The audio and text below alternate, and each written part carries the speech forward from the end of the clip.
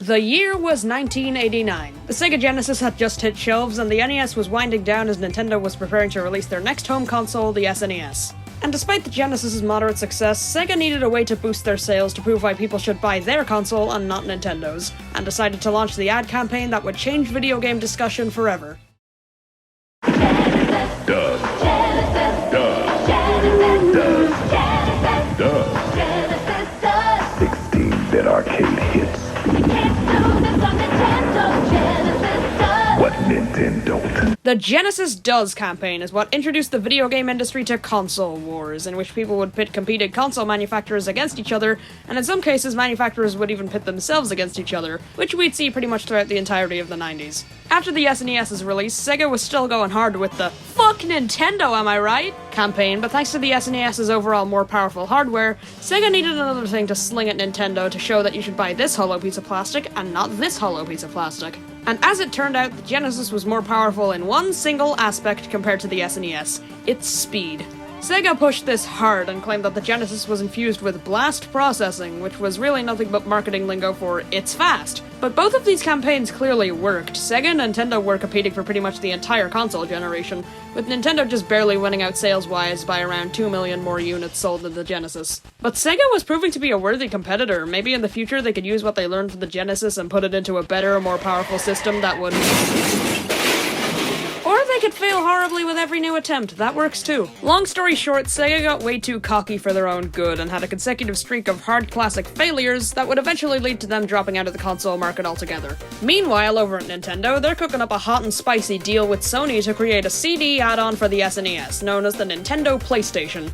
But also at the time we're having what I can only assume is the console manufacturer equivalent of an affair, and we're also cooking up a hot and spicy deal with Philips to get games featuring their characters onto Philips' upcoming console, the CDI. It's gonna go great, I'm telling you. This led Sony to drop out of the deal, and they would take the experience gained from working on this add-on to create their own console. But don't worry, they're not gonna become Nintendo's biggest competitor and consistently outsell them or anything. I should really stop getting my information from these guys. The Sony PlayStation, what would become Nintendo's biggest competitor and what just buried Sega. Poor Sega, they released 2 shitty add-ons on a mediocre overpriced system that Sony just decides to extinguish out of the gate with $2.99. Sony clearly knew what they were doing, but wouldn't lean into the "fuck Nintendo, am I right?" until around the release of the Nintendo 64, when Sony decided to take a page from Sega's book and just do this, but with a little more this.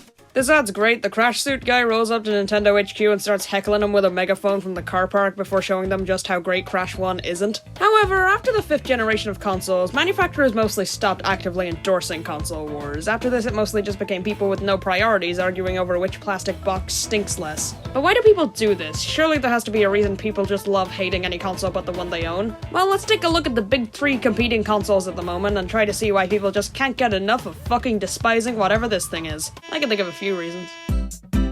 Consoles are far from cheap, especially if the one you're looking for sells for Jesus Christ! So obviously, if one is way cheaper than the other, that's definitely a point towards that system. This can go both ways though. If you're a person who spent Oh my god! on a PS5, obviously you'd want to defend your terrible monetary decision, and what better way is there to do that than screaming at other people who made better monetary decisions than you? Well, that's generally a problem with the seller and a buyer who's dumb enough to buy it for Why? the console itself is a whole different story. Recently, Sony and Microsoft have been scrambling to stick as many teraflops as possible into their consoles in an attempt to make the most powerful and affordable console experience. Nintendo's just happy to be here. This is something you'll see a lot of console warriors bring up, how much more powerful their console of choice is compared to the competition. Especially leading up to the PS5's reveal, Twitter's gaming section just would not shut up about how powerful the Xbox Series X was compared to what we knew of the PS5 at the time. And while the Series X is objectively a more powerful system, I doubt many of the people screaming at PlayStation users for being PlayStation users really care about the specs themselves. It seems more like a case of reading the specs and thinking, that's a big number, time to flaunt. But of course, the power of the console doesn't mean anything if it's not being put to good use in... Console exclusives tend to be one of the biggest draws to buying a new console. Pretty much Nintendo's whole deal is having all their big franchises exclusive to their systems. The PS5 has, and the Xbox Series X has,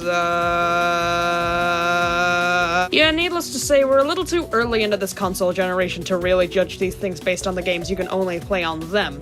So for the sake of argument, we're gonna have to go back about 7 years to the previous console generation. The PS4 had some really great games like Spider-Man, God of War, Horizon Zero Dawn, and the Xbox had Rare Replay, Cuphead, the Ori games, and a bunch of Halos. People generally tend to not like exclusives because they require another chunk of plastic to play one specific game, but say it with me now. Console exclusives are a pain, but they function as a key incentive to buy a new console, thus providing companies with more opportunities to make good games. While definitely the bulk of console debates bring up exclusives as a big part of buying one system and not the other, this debate could still be had over cross-platform games like, oh yeah, my plastic box is so much better than yours. It can play LEGO Star Wars The Force Awakens at 60 FPS. Oh yeah, well my plastic box has a definitive version of Skylanders Superchargers. It has Donkey Kong. Like, yeah, well, one console's version of a game might have a couple features that set it apart from other versions. Generally, if you buy one console's version of a game, you've played every other version, assuming there's no funky cross-gen Wii shit going on. So what's the takeaway here? Every one of these consoles is wildly different from each other in terms of their price, how powerful they are, and the games on it. Console wars are stupid! God, who cares that you play on something that someone else doesn't? Just play video games! These things mostly play the same games as each other, so arguing over it is completely pointless! Shoving your taste in video games down someone's throat is just gonna make them want to play your thing less. It's their decision to make, and if they don't like it, they can sell the console or just use it as a doorstop. God knows that's what I do.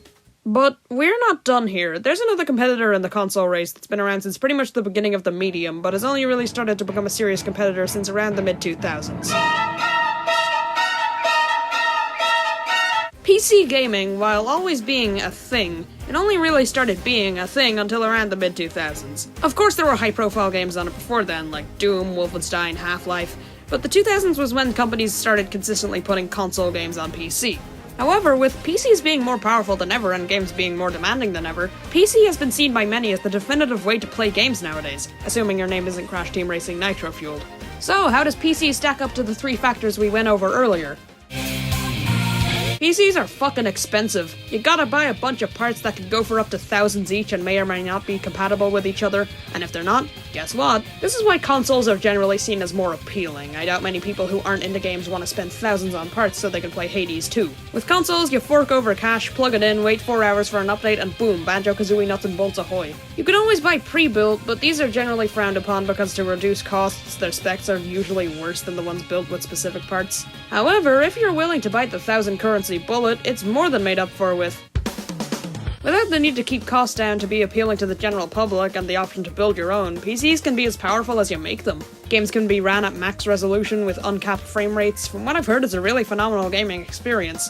But much like the home consoles, power means nothing if the games stink. So yeah, PC wins this one. Assuming they're not a complete bitch to emulate like Crash Twinsanity, you can play pretty much any game on PC regardless of the console it was initially released on. Nothing much else to say here. The amount of games playable on PC greatly outweighs any console available right now. Objectively speaking, PC is the superior gaming experience, from how powerful it could be to the games available to play on it. But objectivity shouldn't matter. The console someone buys should be their decision of choosing the best one for them. The best console to buy completely depends on the person buying. But when all is said and done, from an unbiased, completely objective standpoint, the question still remains. Should you buy a Switch, PS5, Xbox Series X, or PC? Who gives a shit?